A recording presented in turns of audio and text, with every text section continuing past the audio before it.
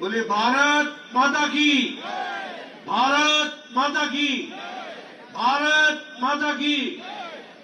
आज के इस चुनावी सभा में मेरे साथ यहां उपस्थित भारत सरकार में मंत्री और राज्यसभा में मेरे साथी सम्मानीय राजीव चंद्रशेखर जी, हमारे यहां से बहुत ही लोकप्रिय प्रत्याशी बहन श्रीमती लता रेड्डी जी, श्री लता रेड्डी जी, हमारे संतोष रेड्डी जी, सतीश रेड्डी जी जो हमारे कैंडिडेट हैं, और हमारे बी भाग्य रेड्डी जो डिस्ट्रिक्ट के प्रेसिडेंट हैं, Vidyasagar Reddy ji district incharge, E V Ramesh, T Kishore Reddy, O V Raju, ए यशवंत गारू, सम्मानित मंच और यहां इतनी बड़ी संख्या में एकत्र आए देवियों और सज्जनों, ये मेरा सौभाग्य है कि मुझे आज सूर्यपेट के इस स्थान पर यहां इतनी बड़ी संख्या को आशीर्वाद लेने के लिए, आपका आशीर्वाद लेने के लिए इस चुनावी जनसभा में आप सब इतनी बड़ी संख्या में आए हैं। सबसे पहले तो आपका अभिनंदन और आप सबका स्वागत। मित्रों,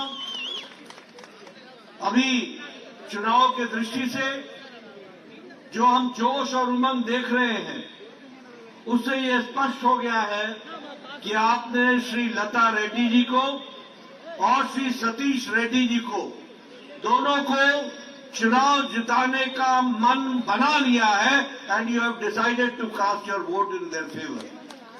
मित्रों, तेलंगाना की विषय पर अगर हम चर्चा करें तो हम जानते हैं कि तेलंगाना राज्य बहुत तपस्या के बाद, बहुत लड़ाई लड़ने के बाद, लाखों लोगों ने अपना योगदान करने के बाद तेलंगाना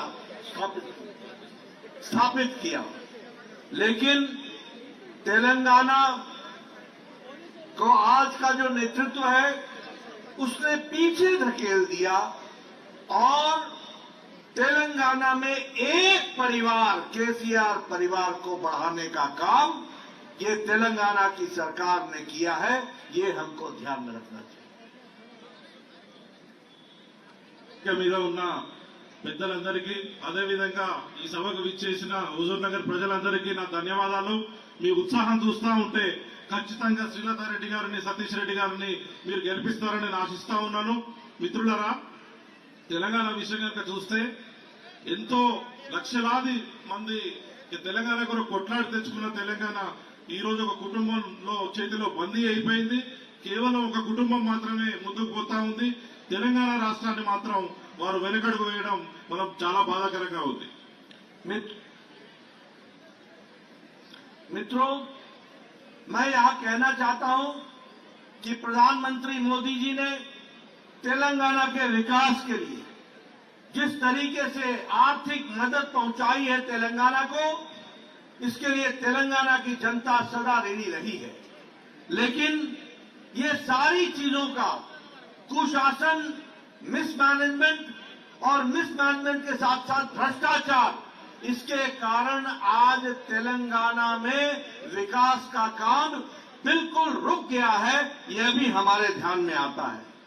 आज महंगाई तेलंगाना में सबसे ज्यादा, तुष्टीकरण तेलंगाना के अंदर एक प्रमुख भाषा को अलग तरीके से उसको राज्य भाषा बनाना, इसके साथ साथ मंदिरों की जमीन को लोगों को हस्तांतरित कर देना और इसके साथ साथ असंवैधानिक तरीके से, अनकॉन्स्टिट्यूशनल तरीके से रिजर्वेशन देकर के तुष्टीकरण, अपीजमेंट और रिजर्वेशन 4% देकर के बाद में उसको 12% का प्रस्ताव लाना, यह तेलंगाना की वर्तमान सरकार कर रही है। इसके साथ साथ एक आईटी पार्क किसी विशेष धर्म विशेष के लिए अलग से बनाना, इस तरीके का हैदराबाद में घोषणा करना, ये केसीआर का तुष्टीकरण, अपीजमेंट का नतीजा है, जिसको हमको ध्यान में रखना चाहिए।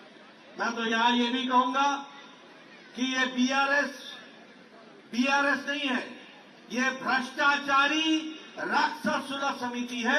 इसको भी हमको याद रखना चाहिए। ये भ्रष्टाचार करने वाली राक्षसुला समिति है। और आपके याद के लिए मैं बताना चाहता हूं, आपको याद है ना धरनी पोर्टल? ये धरनी पोर्टल गरीब आदमी की जमीन को हड़पने का एक तरीका है, हरने का तरीका है, और गरीब आदमी की महंगी जमीन को हड़प लेने का तरीका है।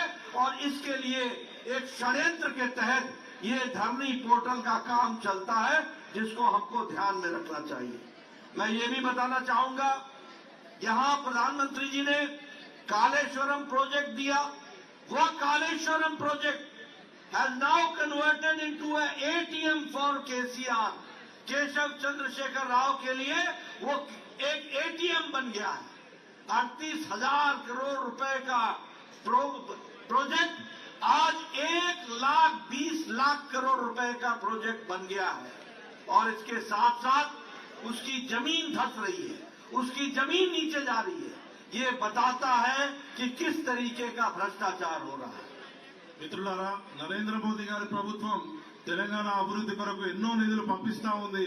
కానీ ఇక్కడ రాష్ట్ర ప్రభుత్వం మాత్రము ఏ మాత్రం కూడా అభివృద్ధి పనులకు వాటిని వెచ్చించకుండా, ఆ ప్రాజెక్టులు ఇక్కడ స్టార్ట్ కాకుండా, ఇక్కడ ఇంప్లిమెంట్ కాకుండా ఎంతో ప్రాబ్లం క్రియేట్ చేస్తా ఉంది మన ప్రజలకు. ముఖ్యంగా చూస్తే కొన్ని వర్గాలను మాత్రమే బుజ్జగించడం, తర్వాత ఎన్నో విధాలుగా అవినీతికి పాల్పడడం, ఈ ప్రాజెక్టులను సరిగ్గా ఇంప్లిమెంట్ చేయకపోవడం, ఇక్కడ ఈ రాష్ట్రంలో జరిగే పాలన చూస్తే ఎంతో బాధాకరంగా ఉంది. ముఖ్యంగా మీరు చూస్తే కొన్ని వర్గాలను మాత్రము బుజ్జగించే పని చేస్తూ కేవలం వాళ్ళకి 4% రిజర్వేషన్ ఇవ్వడమే కాకుండా, మత ప్రాతిపదిక రిజర్వేషన్ ఇవ్వడమే కాకుండా దానిని 12% తీసుకొని పోయేందుకు ప్రయత్నించడం జరుగుతూ ఉంది. అది చాలా బాధాకరం. అదేవిధంగా వాళ్ళకు కేవలం ఒక మతానికి సంబంధించిన వాళ్లకు ఐటీ పార్క్ కూడా పెడతామని చెప్పడము అది కూడా ఎంతో బాధాకరం. ఈ రాష్ట్రంలో పరిపాలన ఎంత అవినీతి చెందిందంటే బీఆర్ఎస్ అనే పార్టీకి ఉపమానంగా బి అంటే భ్రష్టాచారి, ఆర్ అంటే రాక్షసుల, ఎస్ అంటే సమితి, భ్రష్టాచారుల రాక్షసుల సమితిగా ఇది జరుగుతా ఉంది ఈ రాష్ట్రంలో. ముఖ్యంగా మీరు చూస్తే వేలాది మంది రైతుల ఇబ్బంది పెట్టే ధరణి పోర్టల్ తీసుకొచ్చిండ్రు. మీ అందరికీ తెలుసు, అసైన్ ల్యాండ్స్ ఏవైతే ఉన్నాయో వాటిని ధరణి పోర్టల్లో తీసుకొని రాకుండా వాళ్ళని సతాయించి ఆ నిధులను ఏవైతే ఉందో ఆ భూముల వాల్యూ పెరిగిన తర్వాత వాటిని పెద్దలందరూ, రాష్ట్ర పెద్దలందరూ, ప్రభుత్వంలో పెద్దలందరూ అమ్ముకోవడం జరుగుతూ ఉంది. ఈ కుటుంబం ధరణి పోర్టల్ ని కేవలం వాళ్ళని డబ్బులు చేసుకునే ఒక మెషిన్ గా ఉపయోగపడతా ఉంది ఆ కుటుంబానికి. అదేవిధంగా కాళేశ్వరం ప్రాజెక్ట్ ఏదైతే కట్టిండో, ఎంతో గొప్పలు చెప్పి కట్టిండో, దాని యాక్చువల్ వాల్యూ 38,000 కోట్లు అయితే 1,20,000 కోట్లకు దాన్ని పెంచి దాన్ని ఒక ఏటీఎం గా కేసీఆర్ తనకు తన ఫ్యామిలీకి ఒక ఏటీఎం లాగా చేసుకోవడం జరిగింది. అదేవిధంగా దళిత బంధు స్కీమ్ ఏదైతే ఉందో దాన్ని కూడా ఈవెన్ ముఖ్యమంత్రి గారే చెప్పడం జరిగింది, ఇందులో 30% ఎమ్మెల్యేలు కమిషన్ తీసుకుంటున్నది. ఈ విధంగా కుటుంబ పాలనలో తెలంగాణ రాష్ట్రం కంప్లీట్ గా అవినీతిమయం అయిపోయింది. ఇది చాలా బాధాకరం. मित्रों, प्रधानमंत्री फसल बीमा योजना को रोकने का काम केसीआर ने किया। उसी तरीके से प्रधानमंत्री ग्रामीण आवास योजना को रोकने का काम किया और 2 BHK के मकान के बारे में चर्चा की और वह भी कुछ उन्होंने नहीं दिया। इसके साथ साथ जो विकास के काम चले हुए थे उस काम को रोकने का काम किया है। मैं बताना चाहता हूं मित्रों, अगर युवाओं को विकास करना है तो भारतीय जनता पार्टी जरूरी है। अगर महिलाओं का सशक्तिकरण करना है तो भारतीय जनता पार्टी जरूरी है। अगर किसानों को ताकत देना है तो भारतीय जनता पार्टी जरूरी है। अगर तेलंगाना को मजबूती देनी है तो भारतीय जनता पार्टी जरूरी है। और ये मत भूलना कि कांग्रेस पार्टी, ये वही कांग्रेस पार्टी है जिसने तेलंगाना राज्य को जब बनने की बात आई तो आंदोलन को कुचलने में कोई कसर नहीं छोड़ी। 600 से ज्यादा लोग वो मारे गए और उसके साथ साथ 1500 लोगों और 1200 लोग उन्होंने अपनी आत्महत्या की। ये भी हम सबको मालूम है। और इसी तरीके से जो कांग्रेस का काम था वो काम तेलंगाना को राज्य बनाने करने से रोकने का काम था। एक बात और ध्यान में रखना चाहिए, आजकल फुल पेज एडवर्टाइजमेंट आ रहा है, कांग्रेस बीआरएस को गाली देकर भ्रष्टाचार की बात कर रही है और बीआरएस कांग्रेस को भ्रष्टाचार के लिए गाली दे रही है। ध्यान में ये रखो कि ये एक ही सिक्के के दो पहलू हैं, दोनों ही भ्रष्टाचारी हैं, दोनों ही ने ही कुशासन किया है और दोनों की ही छुट्टी होनी चाहिए और कमल खिलना चाहिए, भारतीय जनता पार्टी आनी चाहिए। इसके लिए हमको काम करना चाहिए। మిత్రులారా, ప్రధానమంత్రి ఫసల్ బీమా యోజన గురించి మనందరికీ తెలుసు. ఒకవేళ మనం పట్టించే పంట కనుక విపత్కర పరిస్థితుల్లో కనుక ఏదైనా జరిగితే మీకు దానితో ఇన్సూరెన్స్ వస్తుంది. కానీ ఇక్కడ ఈ రాష్ట్రంలో అది జరగక ఇంప్లిమెంట్ చేయకపోవడం వల్ల 2.5 లక్షల ఎకరాలు ఏదైతే పంటలు నష్టపోయినరో ఆ రైతులకు పరిహారం రాకుండా ఉండడం జరిగింది. అదేవిధంగా ప్రధానమంత్రి ఆవాస్ యోజన మీ అందరికీ తెలుసు. ప్రధానమంత్రి గారు దేశం మొత్తం మీద 4 కోట్ల ఇండ్లు ఇస్తే ఈ రాష్ట్రంలో మాత్రము డబుల్ బెడ్రూమ్ పేరు మీద ఆ పథకం కింద వచ్చిన నిధులన్నీ దారి మళ్లించి అటు ప్రధానమంత్రి గారు ఇచ్చే ఇండ్లు ఇవ్వలేదు, ఇక్కడ డబుల్ బెడ్రూమ్ ఇండ్లు కూడా ఇవ్వకుండా అందరినీ భ్రష్టు పట్టించడం జరిగింది. అదేవిధంగా తెలంగాణ రాష్ట్రం మరియు తెలంగాణ ప్రయోజనాల కొరకు ఏదైతే ప్రధానమంత్రి గారు చాలా స్కీములు తీసుకొచ్చిండ్రో వాటినన్నింటినీ కూడా ఇక్కడ ఇంప్లిమెంట్ చేయకుండా మనల్ని ఎంతో ఇబ్బంది పెడతా ఉన్నాం. అందుకే మిత్రులారా, నేను తెలియజేస్తా ఉన్నా, మహిళల ఆత్మగౌరవానికి బీజేపీ ఆవశ్యకత ఎంతో ఉంది. అవినీతి రూపుమాపాలంటే బీజేపీ ఆవశ్యకత ఎంతో ఉంది. యువతకు ఉపాధి అవకాశాలు కల్పించాలంటే బీజేపీ ఆవశ్యకత ఎంతో ఉంది. అన్నదాతలైన రైతులకు మేలు చేయాలంటే బీజేపీ ఆవశ్యకత ఎంతో ఉంది. ఇక తెలంగాణ కాంగ్రెస్ విషయానికి వస్తే, కాంగ్రెస్ పార్టీ చేసిందల్లా ఏందయ్యా అంటే 45 సంవత్సరాల అధికారంలో ఉండి కనీసం తెలంగాణ రాష్ట్రాన్ని ఇవ్వకుండా వెయిట్ చేయించి వేలాది మంది యువకుల బలిదానాలకు కారణమైంది. మనందరికీ తెలుసు, 1969లో 369 మంది యువకులను కాల్చి చంపిన చరిత్ర కాంగ్రెస్ పార్టీది. అదేవిధంగా మలిదశ ఉద్యమంలో 2004 తర్వాత 1500 మంది యువకుల బలిదానాలకు కారణమైంది కాంగ్రెస్ పార్టీ. సోనియా గాంధీ 2004లో తెలంగాణ ఇస్తారని వాగ్దానం చేసింది. డిసెంబర్ 2009లో తెలంగాణ ఇచ్చి మళ్ళీ వాపసు తీసుకుంది. దాంతో కలత చెంది విద్యార్థులు దుర్మరణం పాలైతే ఈ కాంగ్రెస్ ఇవ్వకుండా నిరీక్షింపజేసి 2014 వరకు ఎంతవరకు మనల్ని సతాయించిందో మనందరికీ కూడా గుర్తుండాలి. ఈ విధంగా ఒకే నాణానికి 2 బొమ్మలు, 2 వైపులు కాంగ్రెస్ పార్టీ మరియు బీఆర్ఎస్ పార్టీ, ఈ 2 పార్టీలు కూడా మన తెలంగాణ రాష్ట్రాన్ని భ్రష్టు పట్టించినందుకే ఉన్నాయి. ఇది మీరు గమనించాలని నేను తెలియజేస్తా ఉన్నా. मित्रों, आपके ध्यान में आया है कि प्रधानमंत्री मोदी के नेतृत्व में किस तरीके से देश आगे बढ़ रहा है। महिलाओं का सशक्तिकरण हो रहा है, किसानों को ताकत दी जा रही है, युवाओं के आशाओं और आकांक्षाओं को आगे बढ़ाने का काम हो रहा है, किसानों को ताकत दी जा रही है, हमारे अनुसूचित जाति के लोगों को ताकत दी जा रही है, हमारे अनुसूचित जनजाति लोगों को ताकत दी जा रही है और आज भारत 5वें नंबर की अर्थव्यवस्था बन गया है। हमारे इस्पात में नंबर 2 पर आकर के खड़ा हो गया है। मोबाइल की मैन्युफैक्चरिंग में हम 97% बढ़कर के आ गए। प्रधानमंत्री आवास योजना, प्रधानमंत्री गरीब कल्याण अन्न योजना, उज्ज्वला योजना, उजाला योजना, सौभाग्य योजना, ये सारी योजनाएं आम गरीब व्यक्ति को ताकत दे रही है और इसलिए मैं निवेदन करने आया हूं। हम लोगों ने तय किया है, हमारी सरकार बनेगी, सतीश जी एमएलए बनेंगे, श्रीलता जी एमएलए बनेंगी और जब ये बनेगी तो महिलाओं को 4 गैस का सिलेंडर साल में मुफ्त दिया जाएगा, इसकी भी हम चिंता करेंगे। इसके साथ साथ एक बैकवर्ड कमेटी का चीफ मिनिस्टर बनेगा जो सबका साथ, सबका विकास, सबका विश्वास, सबका प्रयास लेके चलेगा। उसी तरीके से हम पैडी पर, चावल पर हम एमएसपी 3,100 प्रति क्विंटल देंगे, इसका भी हम काम करेंगे। और फर्टिलाइजर में जो हम प्रति एकड़ 18,000 फर्टिलाइजर पर हम सब्सिडी दे रहे हैं, उस पर हम 2,500 रुपए और बोनस मार्जिनल फार्मर्स को इनपुट देंगे, इसकी भी हम चिंता करेंगे।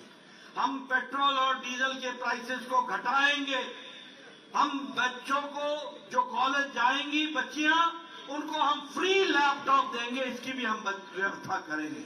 और इसके साथ साथ सेल्फ हेल्प ग्रुप को 1% पर हम लोन देंगे, ये भी हम काम करेंगे।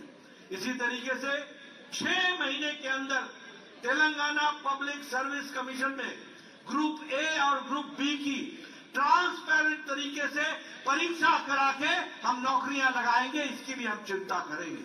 और इसके साथ साथ जो आयुष्मान भारत में आज गरीब आदमी को 5 लाख रुपए का हेल्थ कवर मिलता है, अब वो 10 लाख रुपए का हेल्थ कवर देंगे, इसकी भी हम व्यवस्था करेंगे। और हमारे बुजुर्गों के लिए फ्री उनको हम राम मंदिर के दर्शन कराएंगे और काशी धाम के भी दर्शन कराएंगे, ये भी हम काम करेंगे। और 17 सितंबर को हम उसको हैदराबाद लिबरेशन दिवस की तरह तेलंगाना में मनाएंगे और इसकी भी हम पूरी ताकत से इस काम को करेंगे। इसलिए मित्रों, दोनों तरफ भ्रष्टाचारी पार्टी है, एक तरफ बीआरएस है, एक तरफ कांग्रेस है। लोगों की सेवा करने वाली पार्टी है तो भारतीय जनता पार्टी है और इसको ताकत आपको देनी है। और इसीलिए मैं आपसे निवेदन करने आया हूं कि आप श्रीलता जी को जिताइए, सतीश रेड्डी जी को जिताइए। बोलिए, जिताएंगे ना? जिताएंगे ना? कमल खिलाएंगे ना? बहुत बहुत धन्यवाद। मैं चाहूंगा कि मेरे भाई इसको ट्रांसलेट कर दें। మిత్రులారా, మోదీజీ హయాంలో భారతదేశం ప్రపంచ ఆర్థిక వ్యవస్థలోనే ఇప్పుడు 5వ స్థానంలో ఉంది. వచ్చే 3 ఏళ్లలో ఇది 3వ స్థానానికి రాబోతా ఉంది. 13.5 కోట్ల మంది దారిద్ర్య రేఖ నుంచి పైకి తీసుకొని రావడం మోదీ ప్రభుత్వం యొక్క ఘనత. అదేవిధంగా వ్యవసాయానికి గత 10 ఏళ్లలో 6 ఇంతలు వ్యవసాయ బడ్జెట్ పెంచడం కూడా మోదీ ప్రభుత్వం చేసింది. అదేవిధంగా ఫార్మా రంగంలో 138% పెంచి 90,000 కోట్లకు ఆ బడ్జెట్ తీసుకొని వెళ్ళింది. అదేవిధంగా మౌలిక సదుపాయాల కొరకు 2024 సంవత్సరంలో 10 లక్షల కోట్లు మోదీ ప్రభుత్వం కేటాయించడం జరిగింది. యువకులకు కానీ మహిళలకు కానీ కనీసం 6 లక్షల మంది యువకులకు గవర్నమెంట్ జాబ్స్ ఇవ్వడం జరిగింది మోదీ ప్రభుత్వం గత 10 ఏళ్లలో. మహిళలకు 33% రిజర్వేషన్ ఇవ్వడం జరిగింది మోదీ గారి ప్రభుత్వం. మనం చూసినాము గత పార్లమెంట్ సెషన్ లో బిల్ పాస్ చేయడం జరిగింది. అంత్యోదయ స్కీమ్ లో కనుక మనం చూస్తే ప్రధానమంత్రి అన్న యోజన గాని, ప్రధానమంత్రి ఆవాస్ యోజన గాని, ప్రధానమంత్రి ఉజ్వల యోజన గాని, ప్రధానమంత్రి ఆయుష్మాన్ భారత్ గాని, ప్రధానమంత్రి జల్ జీవన్ మిషన్ గాని, ప్రధానమంత్రి స్వచ్ఛ భారత్ అభియాన్ గాని, వీటన్నిటి ద్వారా లక్షలాది కుటుంబాలకు, కోట్లాది ప్రజలకు ఎంతో మేలు జరుగుతా ఉంది. ఇది చెప్పడానికి నాకు ఎంతో సంతోషంగా ఉంది, గర్వంగా ఉంది. తెలంగాణ కొరకు మోదీజీ గత 9 ఏళ్లలో కనీసం 5.5 లక్షల కోట్లు మౌలిక సదుపాయాల ప్రాజెక్టులకు ఇవ్వడం జరిగింది. నేషనల్ హైవే ఏదైతే 2,500 కిలోమీటర్లు పెంచడం జరిగిందో రాష్ట్రంలో, అది మన నేషనల్ హైవే 167 హుజూరాబాద్ నుంచి కూడా పోతా ఉంది, హుజూర్ నగర్ నుంచి కూడా పోతా ఉంది, మీ అందరికీ కూడా తెలుసు. అదేవిధంగా గత 9 ఏళ్లలో 250 కిలోమీటర్ల కొత్త రైల్వే లైన్లు కూడా మోదీ గారి ప్రభుత్వం ఏర్పాటు చేయడం జరిగింది. మన ఇక్కడ రైతులందరికీ ఫర్టిలైజర్ తగ్గించకూడదని, వాళ్ళందరికీ కూడా ఫర్టిలైజర్ బ్లాక్ మార్కెట్ లో కొనుక్కోకూడదని చెప్పి రామగుండలో ఫర్టిలైజర్ కంపెనీని ఏదైతే పునరుద్ధరణ చేయడం జరిగిందో ఎంతో సంతోషంగా ఇప్పుడు రైతులకు ఫర్టిలైజర్ యూరియా వస్తా ఉంది. అదేవిధంగా వందే భారత్ రైలు కూడా మనకు తెలుసు, ఎంతో ఈజీగా మనకి తెలంగాణ నుంచి విజయవాడ వైపు కానీ, తిరుపతి వైపు కానీ, వైజాగ్ వైపు కానీ వెళ్ళడం జరుగుతూ ఉంది. మిత్రులారా, మనం ఈ రాష్ట్రంలో భారతీయ జనతా పార్టీ గెలిపిస్తే కనుక మేము కొన్ని ప్రామిస్ చేస్తా ఉన్నాం. ముఖ్యంగా ప్రతి సంవత్సరము 4 ఫ్రీ సిలిండర్లు ఇవ్వడానికి నిశ్చయించుకున్నాం. అదేవిధంగా బ్యాక్వర్డ్ క్లాసెస్ బీసీ ముఖ్యమంత్రిని చేస్తానికి కూడా నిర్ణయించుకున్నాం. అదేవిధంగా ప్రతి క్వింటాల్కు ఎంఎస్పీ కంటే కూడా 1000 రూపాయలు ఎక్కువ, అంటే 3,100 రూపాయలు ప్రతి క్వింటాల్కు ప్రతి ఎకరానికి కూడా మేము ఇవ్వదలుచుకున్నాం. అదేవిధంగా ఫర్టిలైజర్ కు మోదీ ప్రభుత్వము 18,000 ఒక ఎకరానికి సబ్సిడీ ఇస్తుంది. దానికి అదనంగా 2,500 రూపాయలు మేము ఫర్టిలైజర్ సబ్సిడీ కూడా రాష్ట్ర ప్రభుత్వం నుంచి ఇవ్వడం తెలుసుకున్నాం. అదేవిధంగా పెట్రోల్ డీజిల్ మీద 15 రూపాయలు తక్కువ చేయడానికి కూడా నిర్ణయం తీసుకున్నాం.